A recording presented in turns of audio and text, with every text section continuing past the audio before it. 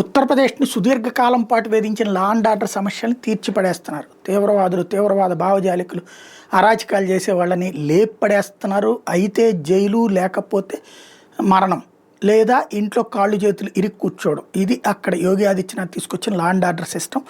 అరాచకాలు చేసే వాళ్ళకి ఒక వణుకు పుట్టించాడు. ఇది నెంబర్ 1.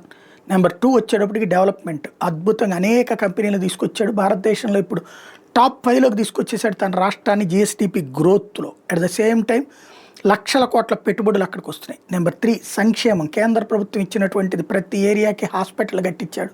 అట్లాగే పేదలకి ఉచితంగా ఇళ్ల పథకాన్ని అద్భుతంగా అమలు చేశాడు. అలాగే మంచినీళ్ళ పథకాన్ని అద్భుతంగా అమలు చేసి అనేక మందికి ఏదైతే ఉచితంగా మంచినీళ్ళ పైప్ లైన్లు ఇప్పించాడు, దీపం పథకం కింద కేటాయించాడు. ఇట్లాగా డెవలప్మెంట్ యాక్టివిటీ ఇంకో పక్కన చేసుకుంటూ సంక్షేమ యాక్టివిటీ చేసుకుంటున్నాడు. ఇదే కాకుండా మెట్రో రైలుకి సంబంధించి 2017 ముందు ఒక్క మెట్రో రైలు కూడా లేదు. ఉత్తరప్రదేశ్ లాంటి పెద్ద రాష్ట్రంలో 80 పార్లమెంట్ స్థానాలు ఉంది. ఒకప్పుడు ఉత్తరాఖండ్తో కూడా కలిపితే 84, వీళ్ళ వరకు 80 స్థానాలు ఉన్నటువంటి చోట్లన ఒక్క మెట్రో కూడా లేదు. ప్లస్ అనేక పుణ్యక్షేత్రాలు ఉన్న చోట ఒక్క మెట్రో కూడా లేని చోటన ఇప్పుడు 6 సిటీస్లో మెట్రో పెట్టాము, కొన్ని చోట్ల పెడుతున్నాము అన్నటువంటి విషయాన్ని తన 2 ఏళ్ల పాలనతో పోల్చి చూసుకోమని చెప్తున్నారు ఆయన.